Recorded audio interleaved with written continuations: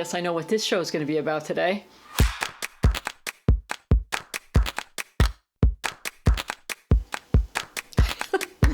You're really going to wear that today. Yes, I am.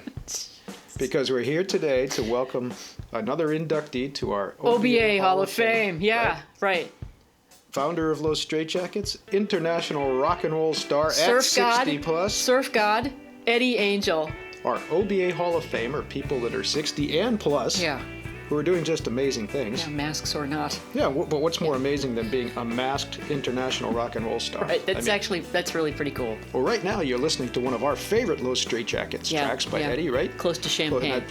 I badly attempted to play at the beginning. But... No, that's not true. You're doing a really good job with that. Well, thank you. You're too kind. I'm not. Thanks to Eddie's lessons, actually. Well, there is that, yeah. And we've got a bunch of cool OBAs to share with you. So yes, we do. So make sure you subscribe and hit the bell for future notifications so you don't miss anything.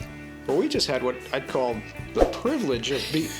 What's up with you? Sorry, I can't with the mask. I just can't. You better get used to it. Anyway. You can just wear that all the time. I wear it all the time. Oh, God. Anyway, we had the privilege of sitting down with Eddie and his amazing wife. Melanie. Right? Yeah. And we're going to hear all about what it's like to be a rock and roll family. With a rock and roll family. Yeah, at 60 plus. At the big 60 plus. Cool. So without further ado, let's roll. share that with you. Yeah. All right. So you want to know, what this was all about? Here we have my new friend, Eddie Angel. Yeah, I had a feeling that's where you were going Eddie today. Angel and his beautiful wife, Melanie. Yeah. From Nashville, Tennessee. Yeah. How you guys doing? It's great to have you. Good. All right. Now I'm taking this thing off. Eddie, I don't know how you do that. Lightweight. You do that for a living. Yeah, I just never take it off. In the shower with it and everything. There it is. But the coolest thing, we were joking about this, right, is, you're ageless in that thing. Yeah, right? Right. Who knows? How old are you anyway? You 23? What? How old are you? Yeah, no one knows. There it is. The secret will never come out. No, well, we know I'm 60-something. Right. Otherwise, you wouldn't be on it. Right. Otherwise, you wouldn't be an OBA on this show if you weren't at least 60. Yeah. Melanie thought I was, 39 the whole time. Yeah. Every year, right? When your birthday comes, it's always 39, right? Right. OBA, why don't you tell us about OBA, Alex, and why we have Eddie Angel here? Oh, because OBA is our old badasses. And I would imagine just from everything that I know about Los Straitjackets and what I've learned from Jim is that, Eddie, you're the kind of quintessential OBA. What could be more badass than being a rock star in your 60s? You can't plan it. It just happens. Okay. Well, let's talk about that. How did it just happen anyway? I know you keep saying that, and you keep denying you're a rock star, but we're gonna stick to that story. Dispel that myth. Yeah. Well, it's all I ever really wanted to do. Even just when I was a kid, at 12 years old. I mean, that's all that I wanted to do. And then at times in my life when I was at a crossroads where a sane person would have done something else, I just thought, this is what I don't think I'm really good at, so I better keep doing it. Right. It's like Milton. I heard Milton Berle or somebody say once, he was the same thing. He wasn't a success till he was probably 40. He said, but I'd rather be an unsuccessful comedian than successful whatever, something. Yeah. Right. Not that there's anything wrong with whatever, but yeah. It just didn't make any sense for me to do anything else, right, Melanie? I mean, and actually, Melanie, I got to give her some kudos, because whenever I wanted to think about quitting, she would tell me, no, I can't quit. This is what I got to do. As great as he is at what he does, he can't do anything else. I don't know if that's an endorsement or a condemnation. And that's why Melanie's running the show. There you go. And as we say down here, bless his heart, but he's Eddie is I married Eddie because he's a great guitar player. So why would I want to change that, right? Right? Yeah. Yeah. Why did you marry me? I wasn't great at anything. Yeah, well, there's that. Yeah. Well, we actually started because we were fighting. You mean fighting? fighting. Yeah, Yeah. No, right. I met Jim. I met Jim when he was training to be a boxer and was doing martial arts, and You were my weight trainer. I was his weight trainer. Yeah. So she's been cruel to me all the way through. Yeah. But you were talking. Remember, we were talking about this too. I mean, I know it's somewhat a cliche, but it's hard to keep a family together, with that kind of lifestyle. You're on the road all the time, playing music, young girls chasing you because they don't know how old you are with a mask on. Right?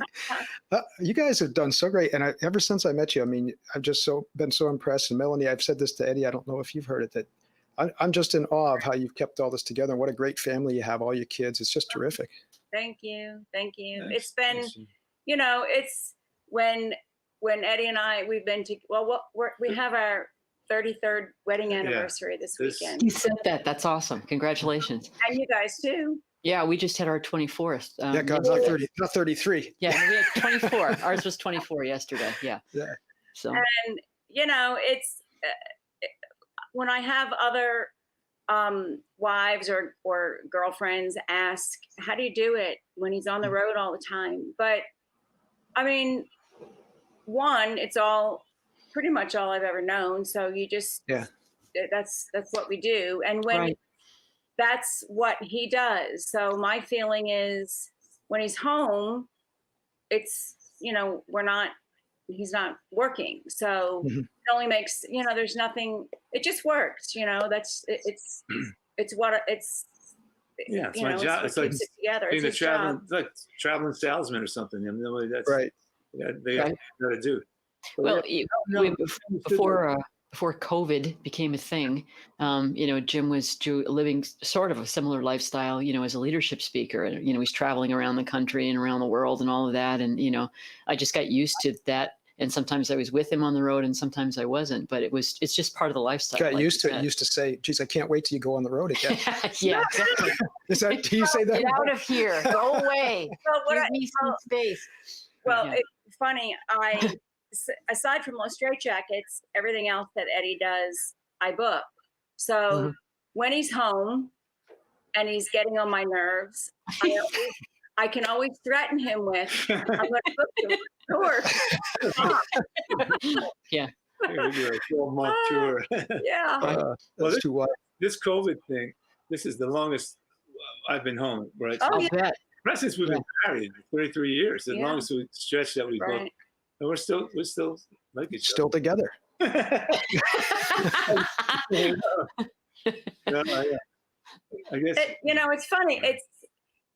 You get into a groove. It's like when Eddie would be on the road, it would take me a little bit to get used to that again, that he's gone and it's, you have to get into your routine. And then when he comes home, it would be the same thing. You're used to not having him there. Right. And then you get used to that and, you go through these cycles and it just works. So it was interesting that, you've been together 33 years, you sort of know. You can figure it out. Yeah. Yeah. It's interesting that there was, I don't know what the statistics are, but they were talking about how many the divorce rate is just about doubled From COVID? Yeah, because people like us work together. We're a unit all the time, and so we totally get that. We work together at home, we work together on the road. You guys have a similar dynamic. But people that somebody's in an office and somebody travels a great deal and they don't see each other very much at all, and they've been stuck at home for 5 months with their kids on top of it. So that's, but speaking of being that's on the going to be a road lot. I myself can't imagine anyone not knowing who Los Straitjackets are. No, neither can I. But some people actually don't. So we've that's got their loss, isn't it? Well, we're gonna play one. I think it's one of your favorites, right? Pacifica. Oh yeah. Yeah. This is from. We're gonna ask you about this too. This is from the Conan O'Brien show. Here it is, Pacifica. Cool. One of our very favorites, Los Straitjackets.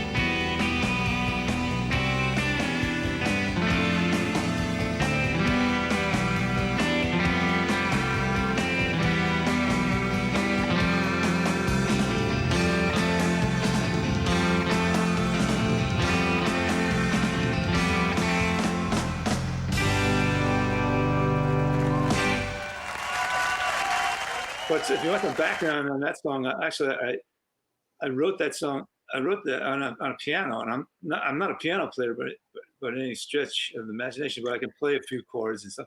So I plunked out that melody. I think I might have been at my friend's house waiting for him. And anyway, it was a song. One of my favorite songs is Moon River. I really like Maria from West Side Story. Yeah, Oh my God, here we go. Yeah, we're going to West talk about Side that in a Story second. freaks, yeah, right. Yeah, I love that West Side Story.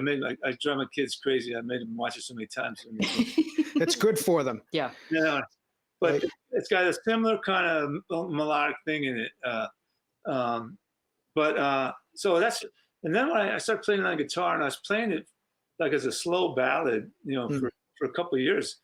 Before this is really, I wrote it before we started going in Los Straitjackets, right? And one day we're just messing around. Melanie plays drums, and she put a surf beat to it, and we said, hey, it works as a surf song, Yeah. So that's how that happened, really. Yeah. What doesn't work? I knew you were going to say that. I knew you were going to say that. Jim always says that this could be a surf song, So. But I'm glad you brought this up, because it was cool, and because Melanie's a good drummer. Remember we were watching that? I remember that. Yeah, when you guys were doing a live stream on Facebook, like during the lockdown, I was like, "Holy crap, she rocks!" Yeah. Amazing. Yeah. That was fun. I can't do anything but plan things. So. It was fun. It was really one of the best things for us that came out of the lockdown, because our oldest, Max, at the time was living in Memphis, and he and his girlfriend were working from home, and our middle child was away at college, and he came home. That was in March when everything was shutting down, and so we're all here, and it was really, talk about, getting used to. I was basically, everybody was gone. Eddie had been on the road a lot, and he had just gotten home from a month in Australia, and my daughter's never here anyway. My son is in Memphis. My other son is in Knoxville. And it was just, I was trying to, like, what do you do at night? You're sort of, do I watch a movie by myself? I mean, it was really weird. Yeah. All of a sudden, everybody's here, everybody's home again. And I never thought that was going to happen. And so anyway, we like everybody, you go from thinking, well, this lockdown will just be a couple of weeks, maybe a month, maybe 2 months. And it just was going on. And you start to worry, this is what Eddie does for a living. How long is this going to happen? Like, what are we going to do? And so we started seeing people doing these shows, and we thought, I said to Eddie, we all play. We've never all played together because we're never really here together. But, anyway, Eddie showed everyone the parts, and we did our family show, and then it was fun. It was magical. It was perfect. And we thought, oh, let's do this again before everyone leaves. And so we kind of got in as many shows as we could. Yeah. The kids all, went their separate ways again, but that was a lot of fun. They kind of gave you the short rift though, because they didn't give you a mask. That's right. I know. I said, I don't need a mask. Right? Yeah. You're so pretty. We don't want to hide all that. And that was my mom sitting in the background too. She was. I saw that, and everybody was just like, "Grandma rocks!" Oh my God. Yeah. Audience. So that was. We had a good time. It's been super challenging, and it's been that kind of a year. But look at the amazing experience that you had with your family that you might not have had if we weren't, dealing with what we're dealing with. Well, selfishly, I might not have ever met you, Eddie. It's not going on. And Alex is the one who found I was going to say, you can thank me for putting you guys in touch, because I was like, Eddie's doing guitar lessons. Holy crap, we got to do this. Yeah. That's cool. Yeah, that was the next thing we came up with. So, I mean, Eddie's met some, some really great people on these Zoom guitar lessons. So he's been having a good time with it. It's worked out well. Well, now you're hearing another beautiful Eddie Angel song he did with Los Straitjackets. For Sophia. You're going to hear that story in a second. But right now, we got to tell you, you too can be an OBA. Well, you probably are an OBA, but if you want to be in the Hall of Fame, how do you do it? Well, if you if you're an OBA and you think you should be nominated for the Hall of Fame, or you know somebody who should be nominated for the OBA Hall of Fame, comment below, or you can send us an email at thebig60life@gmail.com. You know, usually people say, but wait, there's more. I'm not going to say that. Okay. I'm going to say, don't wait. Don't wait. Tell the world you're an OBA right now. Order the damn t-shirt. One of these groovy OBA t-shirts. And you get that at the big60life.store. Link below.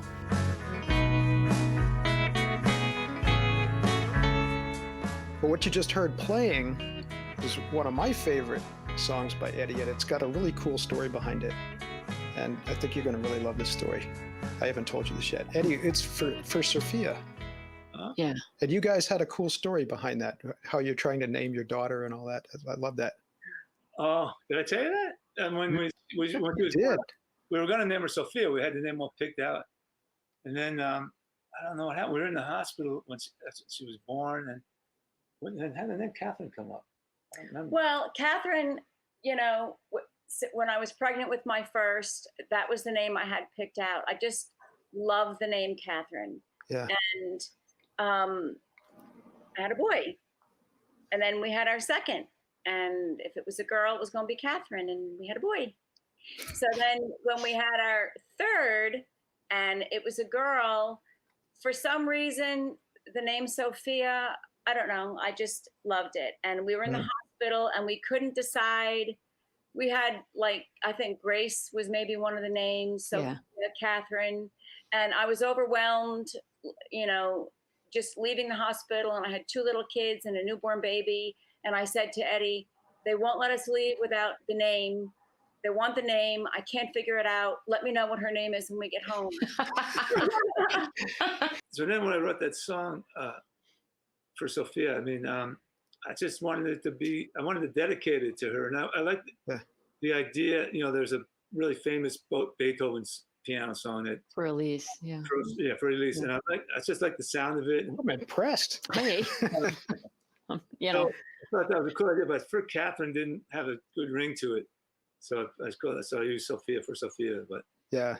Anyway, that's where that came from. It's a great piece. He's working on that. Well, truly, I really do truly think it's one of the most beautiful pieces of music I've ever heard. I love that song. Yeah. I've loved it for a long time, ever since first. Well, because it That's- came out on Jet Set, right? You had that on Jet Set? Yeah. And that's another. I had that. I was for years. I was just playing whenever I picked up a classical or acoustic guitar, and I never considered it for Los Straitjackets. I just think this doesn't fit what we do, you know. But then that's just it came to me that like, why not? You know, I mean, let's try it. Worked out really well.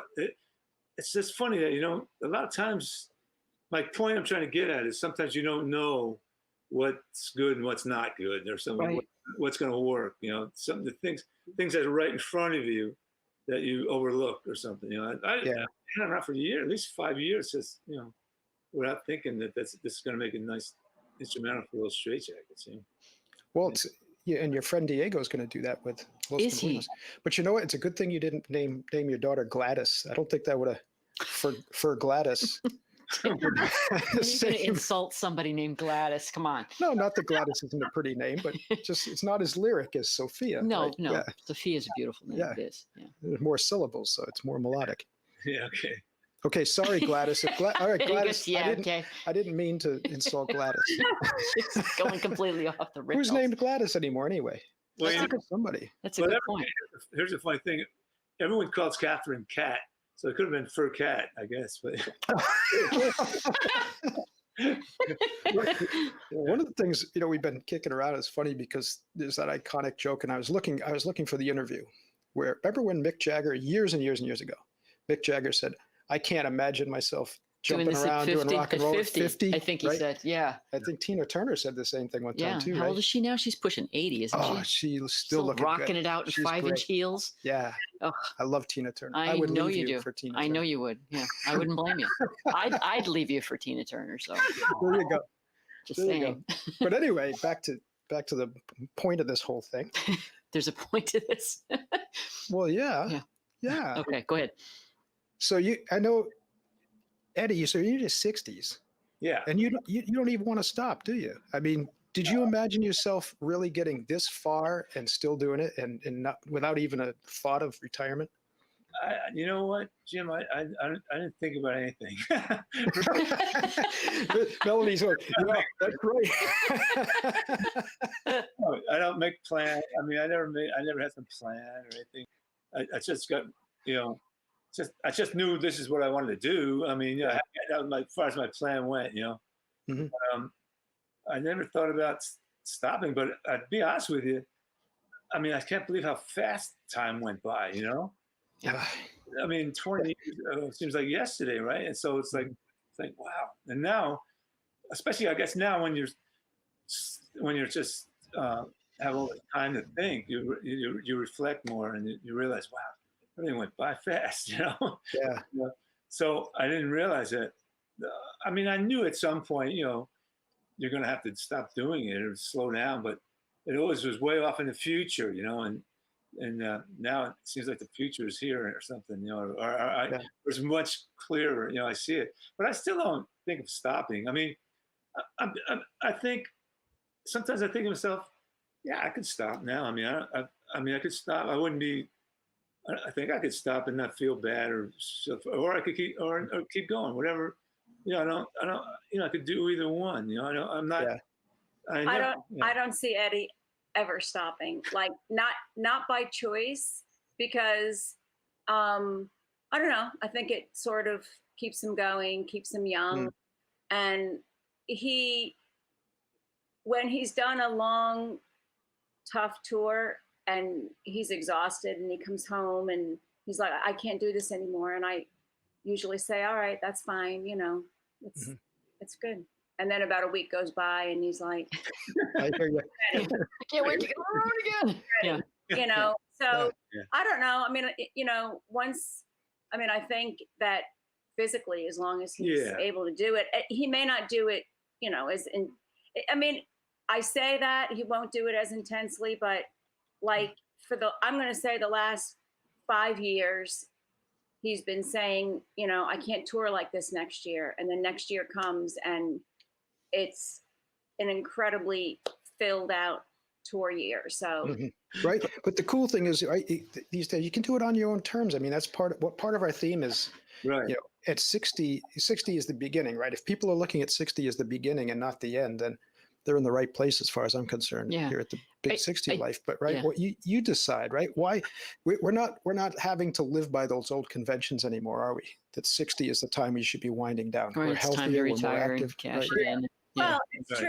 And early on when Los Straitjackets was starting and they were touring, they toured long and hard, and I mean, it was like punk rock touring. They slept on floors. Yeah. The glamour that nobody knows about, right? I mean, they traveled in a, not very comfortable giant cargo van, basically, and for years. So that part, I think, really took its toll. I mean, that kind of did its damage, But now, when Eddie says, I don't think I can tour like this next year, and then he does, it's still, he's at the age that he can pick and choose which shows he does, and he can do. I mean, the thing too about Eddie, when he's on the road, he loves to see what is there in every city he goes to. So he will not hang out in the hotel room. He is a get out, check out the local situation, the people. He's a people person. So, he misses that too. It's not just the getting on stage, but everything else that comes with it. So, but yeah, I mean, at this stage of the game, he can, kind of pretty much pick and choose. Yeah, I can pick and choose, and now most of the touring we do now with Nick Lowe is on a much higher level than we used to do. I mean, nicer hotels, and we got people, road crew helping us and stuff. What? Why? No, because one time I remember Alex. I think it was one of the first times you went out on the road with me, and we were working at a really nice resort. And she, no, it was in Charleston, wasn't it? yeah, and she Yep. says, beautiful, beautiful, beautiful resort. Yeah, and she said, yeah. oh, it's so nice out here. I said, yeah, now. I said, when you weren't out here, you had me at the Motel 6 in Green Bay, Wisconsin, you know.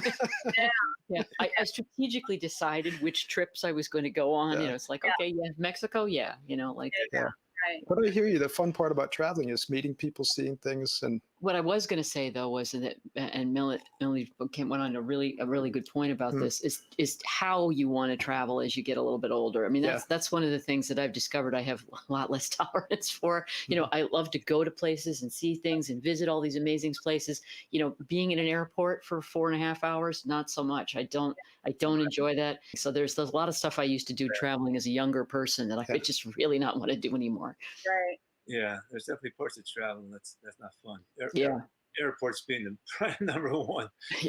Like I was saying, I have friends around the country and around the world and family. That part's really fun. I get to see people, you know, you never would have seen. You know, probably, you know, somebody lives in Seattle or something. You know, or, Yeah. you know, unless maybe once or twice in your life you would have seen them again. You know, but I get to see these people almost on a yearly basis sometimes. now, Melanie, are you going out more when now that the kids are grown and off on their own? Are you going on the road? Because we certainly want you when we finally get this COVID thing over with, because we're planning. Well, Diego and those guys are planning the Surf Maine Festival, Surf Festival, Me, yeah. Festival of Surf and Love, and we want Los Straitjackets to Oh, headline. absolutely. So, Yeah. Melanie, you've got to come up and enjoy, you know, our good lobster and all Yeah. that stuff. Yeah. I would love. We don't want Eddie without you. Yeah. Yeah. Yeah. Well, I mean, we've talked about that. Eddie's Sure. always trying to get me to go on the road. I wasn't a fan of leaving the kids much. So, Right. but yeah, they're older now and well, now we've, you know, got the lockdown, but yeah, I mean, I'm hoping to. I actually went whitewater rafting in Maine. That's an OBA thing to do. Yeah, right. There you go. Oh, she was not recently, yeah. Back in Penobscot. Yeah. Yeah. Yeah. Mm-hmm. That's Yeah. not What'd far you want to from go mess around that river for? Yeah. She took me kicking and screaming and said, I don't want to go whitewater. This was this is with her family, right? Yeah. I went too. Mhm. Yeah. But Melanie grew up, you know, Yeah. her family had a place in New Hampshire. They used to go. Oh, okay. Yeah. So it was like on Golden Pond or something. I'm so jealous that they don't have it anymore. Yeah, it was beautiful. But Yeah. it was right over the border in New Hampshire. Massachusetts. Yeah, Right. up border of Massachusetts. Yeah. I was going to tease you, Melanie, because we said that's how we get rid of the tourists up here. We get them up on those rivers, put them in those rafts after they've spent their money. No kidding. What else do you want to talk about? I can't read that. Hang on. He's going to put his readers on. Oh, you should see Eddie with the readers Yeah, with the mask on. That was the funniest Can thing. I tell you, Jim told me that and he did his first lesson with Eddie. He came out with his mask on, with his readers on over it. It's like And hilarious. I'll never share that picture. Oh We my won't. God. Yeah. What advice do you have for people? Because one of the interesting things we found out is that sometimes once that empty nest things happen, right, then that relationship can get Yeah, then strained. you're So looking across the breakfast table at somebody you really haven't talked to a whole hell of a lot over the past 30 years because you've been focused on the family, and now you're interacting Somehow with that other person. We haven't had that. No, we haven't had that because we don't you have kids. But talk to me all the time. well, and we work together too, so it's different. But if you've got a big family and you spend a lot of time focused on family, and then poof, they leave, and then you're there with that other person. It can be a Especially a lot. Especially guy sitting across a breakfast table with a mask on. with readers on over it. Gosh, I don't know. I think, I don't know. One of the biggest things is communication, Yeah. just make sure that you're each aware of what you're thinking. Don't hold it in. Not a good idea. That's never an issue for me. I don't hold anything in. No. And here's the thing too, is like, we seem to do everything together. Last week, I think one night, well, my mom lives downstairs. So I was downstairs visiting my mom, and I came up and Eddie had eaten the salad that he made for us for dinner with and I wasn't happy. And I said, I just can't believe that you ate without me. I'm going to beat your masked behind right now. And he said, well, I didn't know how long you're going to be down there. And I said, oh my gosh, we've been doing everything together. So I communicated, right? And it I think it's awesome that he ate the salad. You know, it wasn't like he just like plowed through a lasagna by himself or something. It was a salad. Cookies, right? I love that. well, that was our dinner. That was our dinner. So, That was our dinner. so you ate the whole dinner. He ate the whole dinner without me, but he has done it again since then. Okay. And everything's been great. Well, I'll tell you, whatever you guys are doing, you're doing it right. And I think that's, you're such an inspiration to everyone out there about the way we really should be living. Yeah, And especially as you're coming up on your 33rd anniversary. safe to say Melanie's an OBA too? Absolutely. Yeah. I don't know about the O part. I don't want to presume. She's But- definitely a BA. She's a BA. Or YBA. Oh, yeah. Yeah. Anyway, I think both of them deserve T-shirts. Oh, yeah. Yeah, that goes without saying. There you Yeah. go. Eddie, Melanie, we appreciate you so much, and we're going to do a lot more of these. So Oh, yeah. Great. Super fun. Thank Thanks, you guys. We can't wait. We can't wait to get up the name in the future and visit. Absolutely. can't wait to have you. Yeah, up we there. can't wait. That'd be great. Well, how much fun was that? That was awesome. And Awesome. Eddie and Melanie are going to come up for some lobster. I know it, and we're going to go see them in Nashville, which can I say? I'm We're really going to hook them excited up about. with Diego Fedora and Los Pingüinos. We're Yeah. going to have a big lobster party That sounds amazing. with masks on. How about that? You're like really all about the mask thing. Yeah, you just like, can I expect you to wear that like all the time? I'm going to wear it this evening. How about that? Okay. All right. So anyway, as always, you don't want to miss a single episode of the Big 60 Life. So what do you got to do? God save us. Make sure you subscribe and hit the bell so you don't miss anything going forward. We're sure glad to share this stuff with you, and we'll be back with you soon.